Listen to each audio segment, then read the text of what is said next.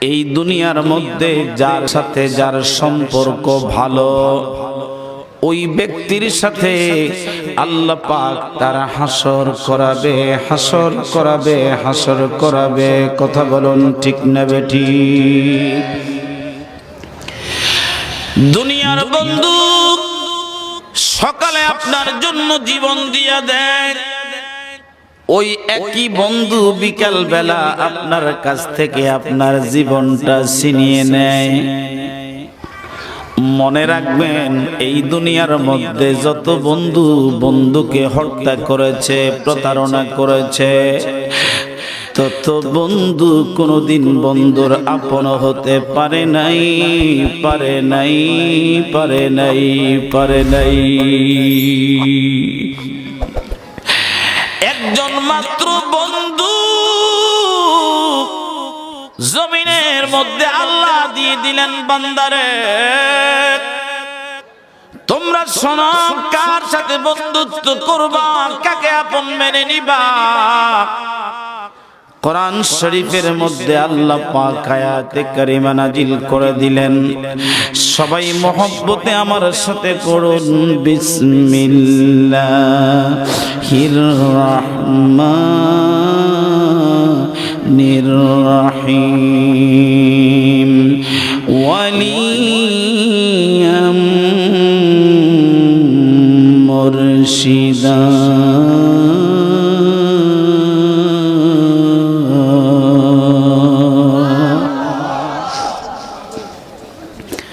আল্লাহ বলেন, মুর্শিদ রূপী একজন ওলিকে তোমার বন্ধু বানাও। কে আপনার অভিভাবক হবে, এই সিদ্ধান্ত জানায়া দিলেন আল্লাহ। পড়েন না সুবহানাল্লাহ। কে দিবেন? জোরে বলেন কে? একজন অভিভাবক দুনিয়ার মধ্যে বানায়া দিলেন প্রত্যেকটা সন্তানের জন্য। কি সেই অভিভাবক, কি তার পরিচয়? সবাই আমার সাথে পড়ুন, বিসমিল্লাহির রাহমানির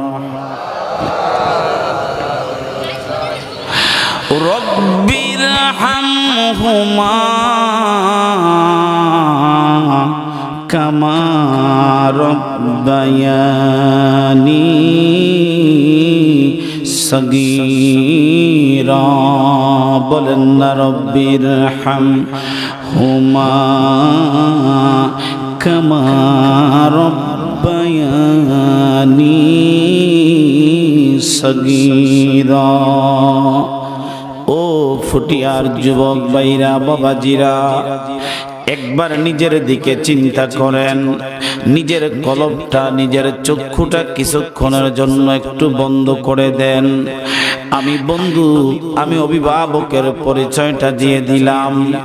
আল্লাহ যাকে অভিভাবক বানান, তিনার সাথে যদি বন্ধুত্ব করেন, খোদার কসম কোনোদিন আপনি প্রতারিত হওয়ার কোনো সম্ভাবনা, জোরে বলেন, আছে?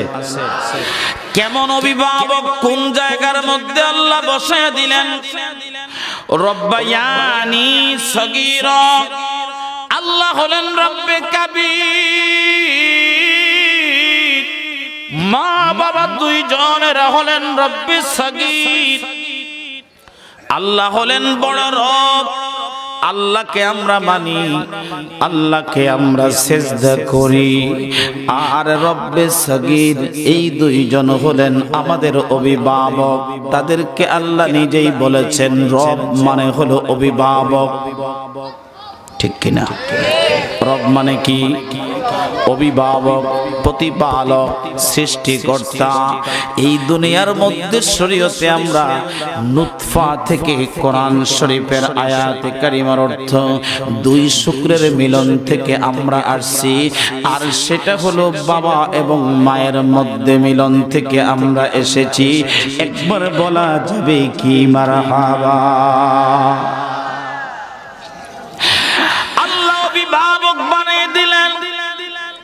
ছোট রব বানায় দিলেন রব্বায়ানি সগীরা। মা বাবা দুইজন তোমার জন্য রব্বে সগীর, রব্বে সগীর। ছোট রব, ছোট রব, ছোট রব। আল্লাহ বানায়া দিলেন রব্বি সাগীর। ও বন্ধু মুসলমান, গভীর মনোযোগ লাগান। এই কারণে যেহেতু আল্লাহ অভিভাবক নির্বাচন করেছেন, এই জন্য বাবা সন্তানের জন্য জীবন দেয়, কোনদিন সন্তানের সাথে প্রতারণা করতে পারে না, পারে না, পারে না, পারে না। কথা বলুন ঠিক না বেটি? সন্তান বাবার সাথে প্রতারণা করে,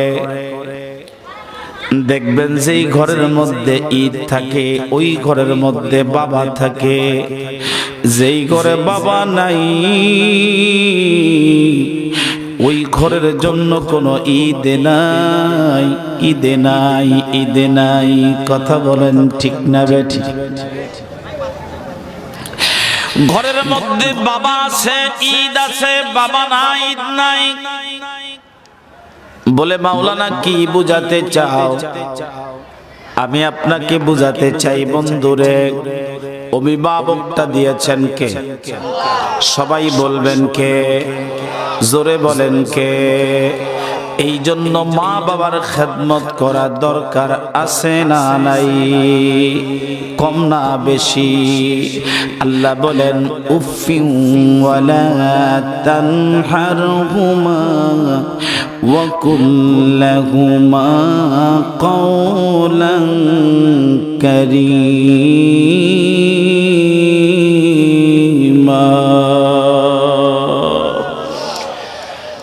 বলেন কোনদিন মা বাবাকে উফ বলে ধমক দিও না। হুকুম কার? জোরে বলেন। অথচ আমরা বেশি করে মা বাবাকে ধমকাই, স্কুলের বেতন দিতে পারে না, এটা বাবার অক্ষমতা। এই জন্য ছেলে বাবাকে বকে, মেয়ে বাবাকে বকে। বাবা মেজাজটা ঠান্ডা করে দিয়া ছেলে মেয়েকে বুঝায়, বাবারে আমি টাকা দিতে পারি নাই, তাতে মনে কষ্ট নিও না। আমি তোমার স্কুলে যাব, তোমার মাদ্রাসায় যাব, আমি তোমার প্রতিষ্ঠানে যাব, আমি দেখা করব, আগামীকাল তোমার কাছে আর টাকা চাইবে না। যেমন কথা তেমন কাজ। যেভাবেই হোক শিক্ষককে ম্যানেজ করেছে, ম্যানেজ করার পরে আর যায় নাই। বাজান রে, এই দুইটা সম্পদ, একজন হলেন বাবা, আরেকজন হলেন মা। এই পৃথিবীর মধ্যে যদি একবার দুনিয়ার থেকে বিদায় নিয়ে যায়, খোদার কসম করে বলি বাবা মা পাওয়া যায়, কিন্তু এই বাবার কোনোদিন পাওয়া যায় না, পাওয়া যায় না, পাওয়া যায় না।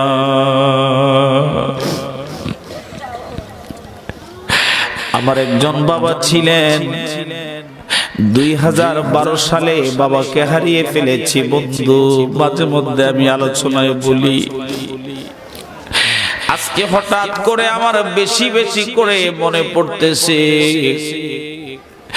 মাঝে মধ্যে বাবা ফোন করতো, আমি বিরক্ত বোধ করতাম মনে মনে, বাবা কেন এত ফোন করে। দেখবেন মা বাবা যখন দুইজন বাড়িতে একা থাকে, ছেলে বিদেশে থাকে, বৌমা স্বামীর সাথে থাকে, ছেলের সাথে থাকে, নাতি নাতনি দুইজন আলাদা হয়ে যায়। এই দুইটা মানুষ, বৃদ্ধ বয়সে মানুষগুলি যখন আলাদা হয়ে যায়, তারা ভাবে সবাই বুঝি আমাকে ছেড়ে দিল, আমাকে একা করে দিল। একটা সময় সারা বছর গড়িয়ে আমার ঘরের মধ্যে যেদিন ঈদ আসতো রে মুসলমান, ঈদের 1 মাস আগ থেকে বাবা কি করবে না করবে, বাবা পাগল হয়ে যাইতো, বাবা পাগল হয়ে যাইতো। বারবার খবর নিত, কবে আসবি, ছেলে মেয়েগুলিকে কবে পাঠাবি, বিবিকে কবে পাঠাবি, বৌমাকে কবে পাঠাবি। আমি যা দেওয়ার বলতাম। এ বন্ধু মুসলমান, গভীর মনোযোগ লাগান। আজকে 10-10টি বছর বাবা চলে যায়, এই 10 বছরে 20টা ঈদ আমার কাছ থেকে চলে যায়। খোদার কসম করে বলি, বাবা যেমন দাবি করে বলছে, বাজান রে ঈদের আগে বৌমারে পাঠাবি, ছেলে মেয়েকে পাঠাবি, আমি তাদের সাথে ঈদ করব, নামাজ পড়ে দেরি করবি না, আমি তোর সাথে খাবার খাবো, তুই না আসলে আমি খাবার খাবো না।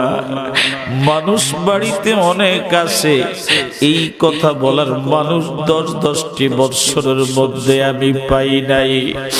ওই মানুষগুলি যেদিন দুনিয়ার থেকে বিদায় নিয়ে যায়, সন্তান তখন বুঝতে পারে মা বাবা কত বড় আশ্রয় ছিল, নিয়ামত ছিল, আশ্রয় ছিল, নিয়ামত ছিল। কিন্তু আজকে মা বাবা নাই, কথা বলার মতো কোনো মানুষ নাই।